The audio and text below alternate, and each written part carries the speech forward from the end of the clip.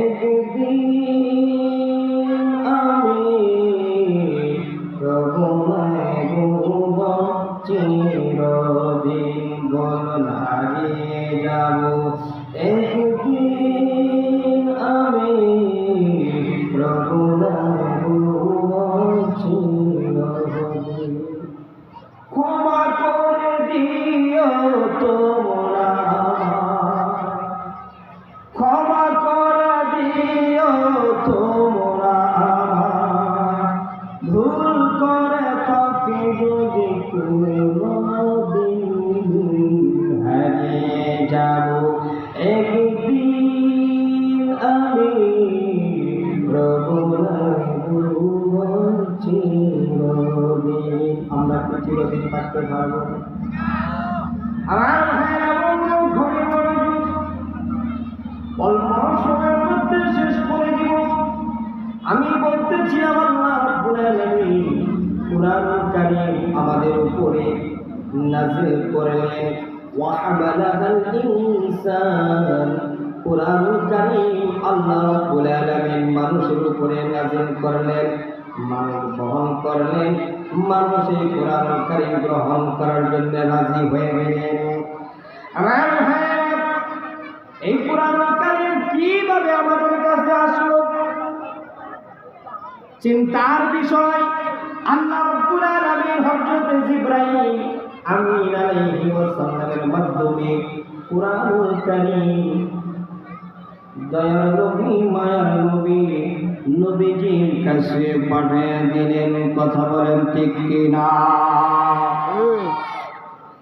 কুরআনুল কারীম নবীজির কাছে আসলো। নবীজি বললেন এটা কোরআনের আয়াত, কোরআনের আয়াত হয়ে গেছে, গভীর মনোযোগ বুঝতে হবে। আমার নবীজি বললেন এটা হাদিস, আমার বাণী, এটা হাদিস হয়ে গেছে। এর দ্বারা প্রমাণ হয় নবীর দলিল হইল কোরআন, আর কোরআনের দলিল হইল আমার নবী। কথা কোন ঠিক কিনা? কি উপমা দিব আমি নবীর শানে, বলো কি উপমা দিব আমি নবীর শানে। মন মরে না রওজা দেখে, রওজা দেখে, রওজা দেখে, বলো মন মরে না রওজা দেখে, রওজা দেখে, রওজা দেখে। কি উপমা দিব আমি নবীর শানে, কি উপমা দিব আমি নবীর শানে। মন মরে না রওজা দেখে, রওজা দেখে, রওজা দেখে। নামাজি আল্লাহ পাকে সালাম দেনা, সালাম দেনা। নামাজে সালাম দেনা আল্লাহ পাকে, আল্লাহ পাকে। ওই নামাজে সালাম ওয়াজিব করে নবীজিকে। কথা কর ঠিক কিনা? নামাজে সালাম দেনা আল্লাহ পাকে, আল্লাহ পাকে। ওই নামাজে সালাম ওয়াজিব করে নবীজিকে। মন মরে না রওজা দেখে, রওজা দেখে। খারাপ লাগতেছে তাদের? এটা কি বিশ্বাস হয় কি হয় না? নামাজে বড় হুজুরে, মুরব্বীরে, মুহতামিম সাহেবরে সালাম দিলে নামাজ হইব নি?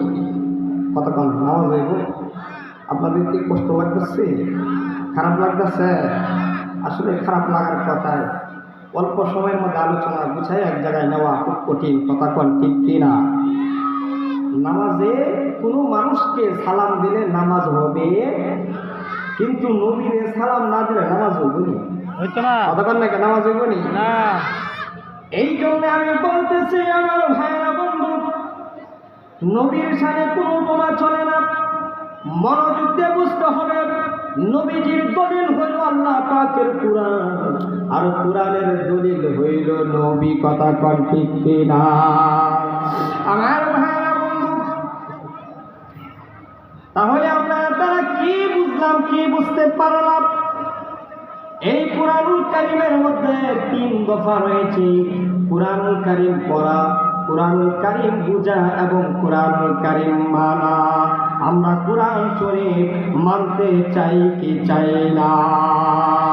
এই বাণী সকলের নয় শুধু মুমিনের, এই বাণী সকলের নয় শুধু মুমিনের, যারাই চলবে মেনে ফল পাবে কোরআনের। কথা কোন ঠিক কিনা?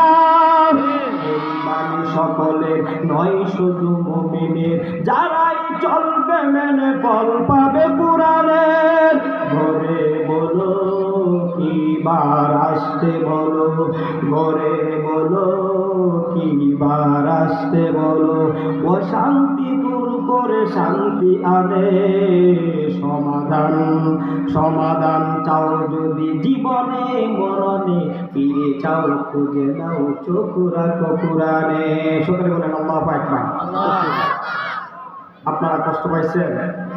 ইনশাআল্লাহ আলোচনা চলবে এশার নামাজের পর থেকে। এশার নামাজের সময় হয়ে গেছে, অল্প সময় আলোচনা করেছি। আল্লাহ পাক আপনাকে, আমাকে, সকলকে কোরআন সুন্নাহর আলোকে ঈমান বলিয়ান করে ঈমানি জজবা আমাদের অন্তরে পয়দা করার তৌফিক দান করুন। সকলে বলে আমিন। আরো জোরে বলে আমিন। وآخر دعوانا أن الحمد لله رب العالمين والسلام عليكم ورحمة الله وبركاته. الحمد لله ما شاء الله مرحبا